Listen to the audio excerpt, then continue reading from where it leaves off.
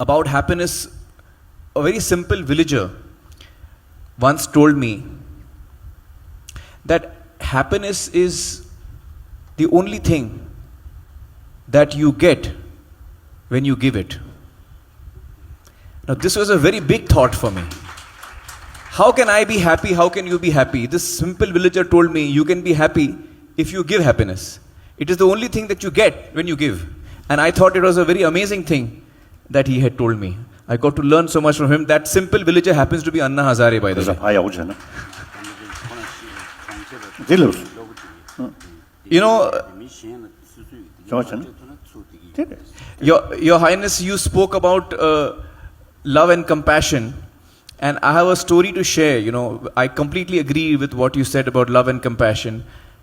And I don't know whether I've told you all the story, but let me say it again. When I was very small, I used to play tennis. And I used to play tournaments in tennis. And I was a very good tennis player. And I used to win all the matches. And my mother, who was very loving to me, when I used to come home after the match, she would always ask me, did you win? Did you lose? Mostly I would win, so I would say I won. So she would be very happy. And she would hug me. Then after 5 minutes, she would tell me, the boy who lost, he also must have reached home now. And his mother must have asked him, did you win or did you lose? And he would have told his mother, I lost. So right now, his mother must be feeling sad. Now this was a very big lesson for me. My mother, without realizing it, was actually teaching me one of the biggest lessons of compassion is to be able to think for the other person. The child who I played with, who I might have defeated in a game of match, she reminded me that he must have reached home. His mother must be feeling sad now. From that day onwards, I still tried my level best in a match. But when I played the game with the opponent, he was a human being like me. He was not someone other than me.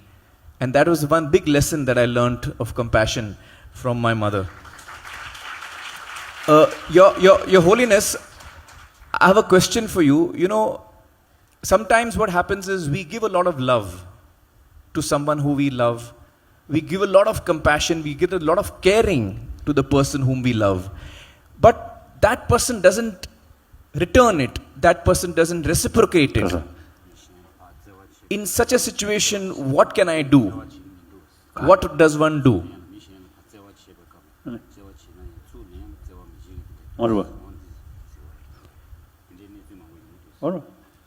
So we may give love to somebody, we may give a lot of caring to somebody, but that person may not return that to us. What can we do? There's distinction, as I mentioned earlier.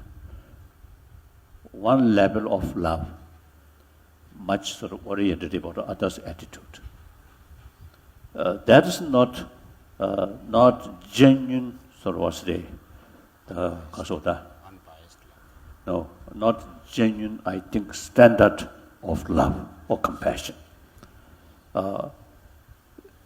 So genuine sort of what's the standard, the standard sort of love, compassion. It's not oriented about others' attitude. So no matter what their attitude, still they are a human being. Yeah. Still they are a sentient being. So, as far as a human being is concerned, still human brothers. We should love them and give them compassion.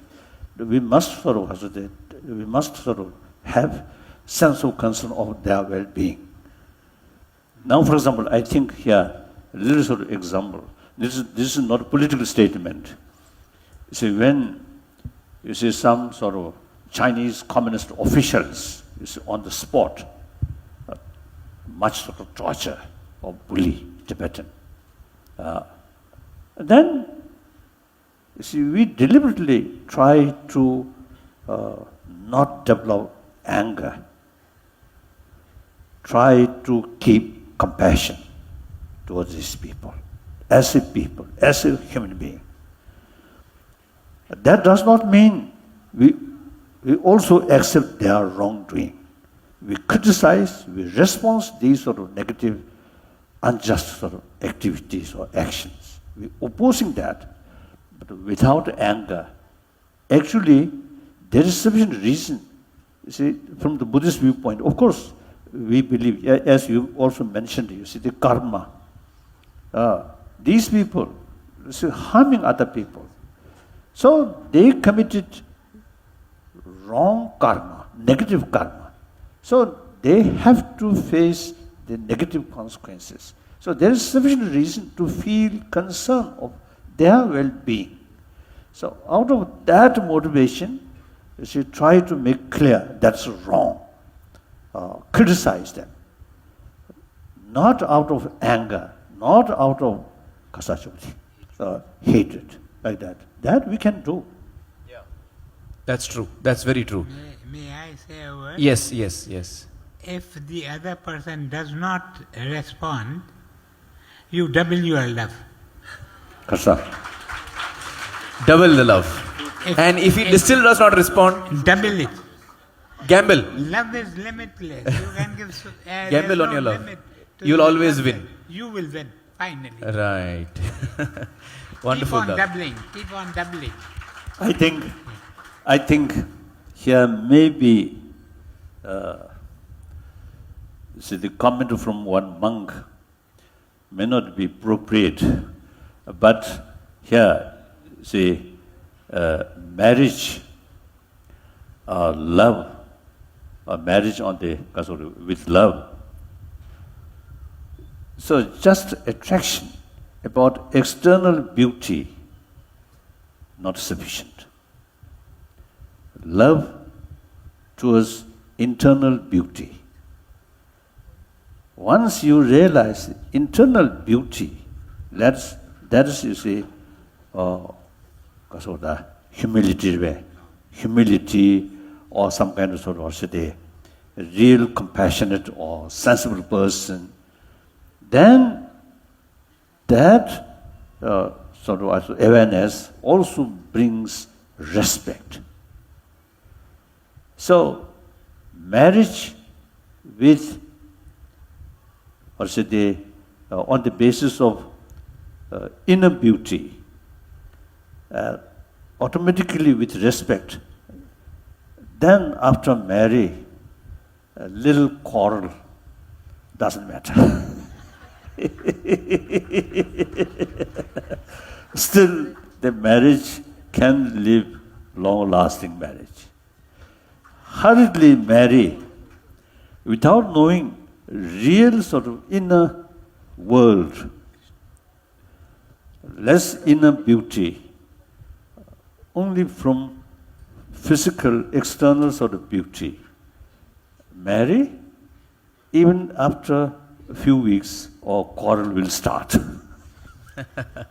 So here, the inner beauty, I often used to telling people when I give talk, or the ladies, particularly young ladies, you see, you spend a lot of money about your external beauty. Good. But you must pay more attention about your inner beauty.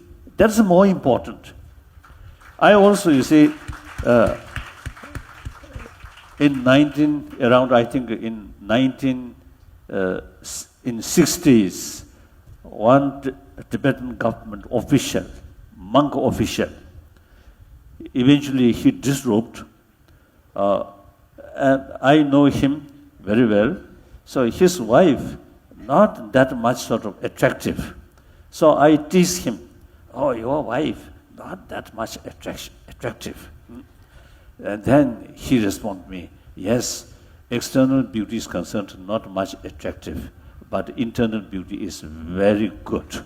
He told me like that. So that's wonderful. Then I have nothing to say. That's right. Thank you, Your Holiness. Thank you.